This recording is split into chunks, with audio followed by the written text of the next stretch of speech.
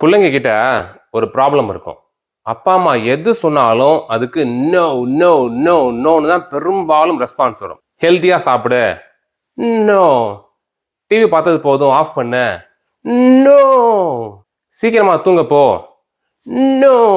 இந்த மாதிரி ஒரு நாளைக்கு 1000 தடவை சலிக்காம நோ சொல்லுவாங்க. எப்படி அவங்கள எஸ் சொல்ல வைக்கிறதுன்னு தெரியாம முழிக்கிறீங்களா? நோ சொல்றத கம்ப்ளீட்டா நிறுத்த வைக்கக்கூடிய 8 பக்கா டெக்னிக்ஸ் உங்களுக்கு சொல்லி தர போறேன். இனிமே நோ நோ இல்ல, எஸ் எஸ் தான். இந்த மாடர்ன் உலகத்துல 8th டிப் ரொம்ப ரொம்ப அவசியம். Every kit needs it. ஒவ்வொரு குழந்தைக்கும் அவசியம் தேவையான ஒரு டிப். 4வது டிப் பெரும்பாலான பெத்தவங்க செய்ய தவறுற ஒரு விஷயம்.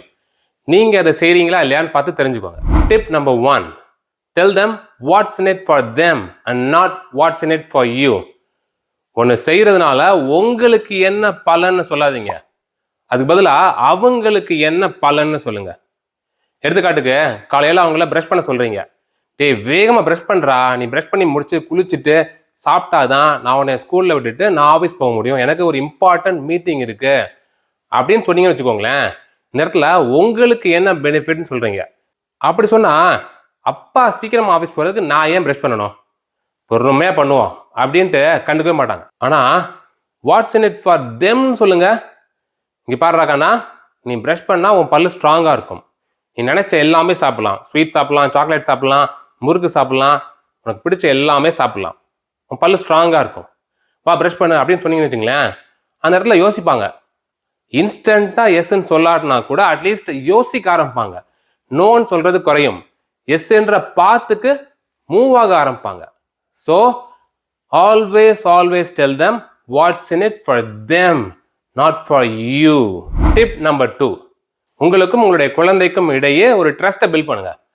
ட்ரஸ்ட்டை பில்ட் பண்ணுறப்ப தான் ஓகே அப்பா இதை சொன்னாங்கன்னா அதை செய்வாங்க அப்படின்ற ஒரு நம்பிக்கை வர்றப்ப தான் நீங்கள் சொல்கிற விஷயங்களை காது கொடுத்து கேட்பாங்க. கேட்டுட்டு அதுக்கு நோன்னு சொல்லாமல் எஸ்ன்னு சொல்லி அதை செய்வாங்க. ட்ரஸ்ட் இல்லாத இடத்துல யாருமே மதிக்க மாட்டாங்க. ட்ரஸ்டே இல்லை, அப்பாவால் நம்ப முடியுமா, நம்பி எல்லாம் செய்ய முடியுமா அப்படின்ட்டு நோ நோ நோன்னு சொல்லுவாங்க. ஆனால் ட்ரஸ்ட் இருந்ததுன்னா கண்டிப்பாக நீங்கள் சொல்கிறத புரிஞ்சுக்குவாங்க. ஓகே அப்பா எந்த ஆங்கிள்லேருந்து சொல்கிறாங்க இதை அப்படின்றத புரிஞ்சுக்குவாங்க. Tip number 3, reciprocity rule.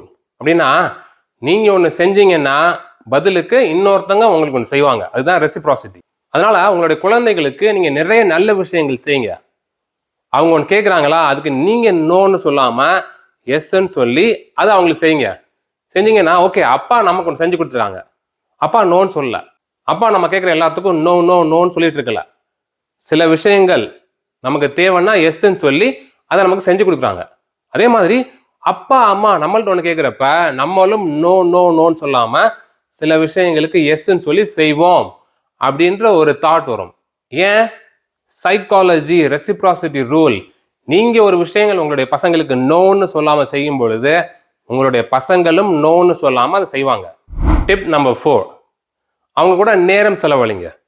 ஏன்னா பசங்க கூட இந்த காலத்துல நேரம் செலவழிக்கிறதே கிடையாது. நிறைய பெற்றவங்க அவங்க கையில போனை கொடுத்துருவாங்க, இந்தா என்ன கொஞ்சம் ஃப்ரீயா விடு, போனை வச்சுக்கோ, நீ போனை வச்சு நீங்க என்ன வேணாலும் பாரு, படம் பாரு, கேம்ஸ் விளையாடு, ஏதாவது பண்ணு, இல்லை யார்ட்டா பேசிட்டு என்ன கொஞ்சம் ஃப்ரீயா விடு அப்படின்ட்டு நிறைய பெற்றவங்க அப்படியே ஒதுங்கிக்குவாங்க.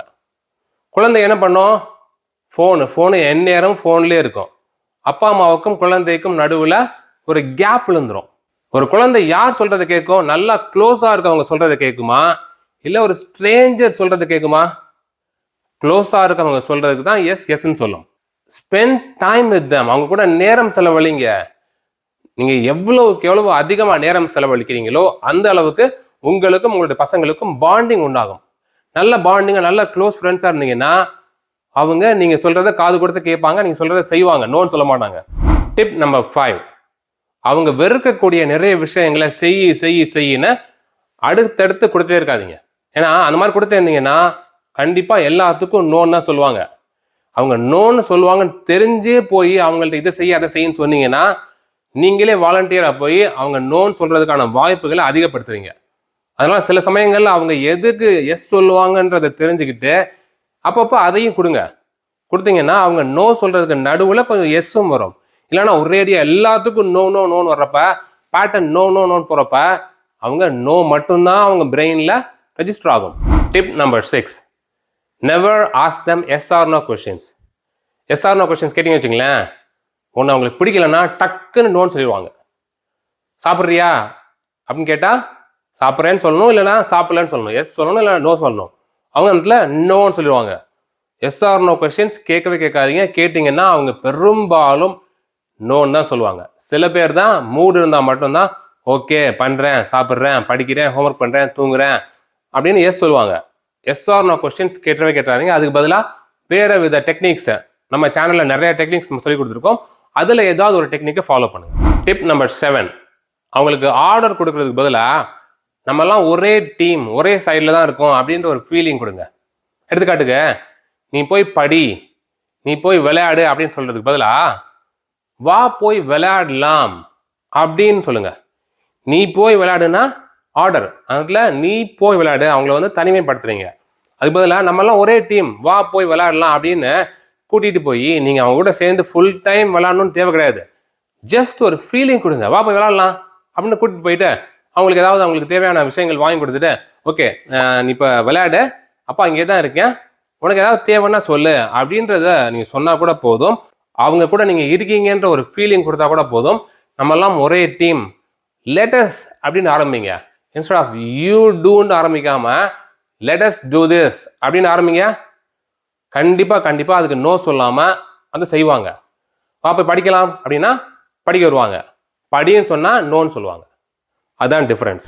டிப் நம்பர் 8, குழந்தைகள் அடல்ட்ஸ் வாழ்கிற அதே உலகத்தில் தான் வாழ்கிறாங்க. அவங்களுக்கும் நோ சொல்கிறதுக்கான உரிமை இருக்கு. அதனால் எந்த இடத்துல அவங்களுக்கு நோ சொல்கிறதுக்கு உரிமை இருக்கோ அந்த இடத்துல போய் தடுக்காதீங்க. உனக்கு நோ சொல்கிறதுக்கு உரிமை கிடையாது, நான் சொல்கிறதா நீ செய்யணும், நான் பண்ணுறதா நீ கேட்கணும் அப்படின்ட்டு நிற்காதீங்க. நோ சொல்கிறதுக்கு அவங்களுக்கு டோட்டல் ரைட்ஸ் இருக்குது, 100% ரைட்ஸ் இருக்குது.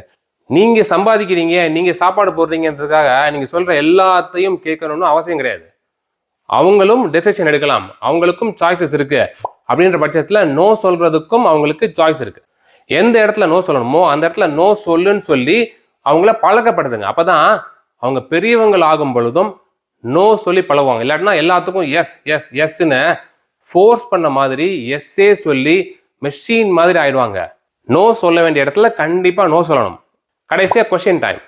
உங்கள் பசங்க எதுக்கு அடிக்கடி நோ சொல்லுவாங்க? கமெண்ட்ல சொல்லுங்க. 30 நாளில் சமத்து குழந்தை. உங்க குழந்தைய வெறும் 30 நாள்ல சமத்து குழந்தைய மாத்த பக்கா டெக்னிக்ஸ் அடங்கிய பக்கா ஆன்லைன் கோர்ஸ் வீட்ல இருந்தே கத்துக்கலாம். உங்களுடைய ஃப்ரீ டைம்ல கத்துக்கலாம். இந்த ஆன்லைன் கோர்ஸ்ல ஜாயின் பண்றதுக்கு டிஸ்கிரிப்ஷன்ல உள்ள லிங்கை கிளிக் பண்ணி எங்க சப்போர்ட் டீம் கூட சேட் பண்ணுங்க.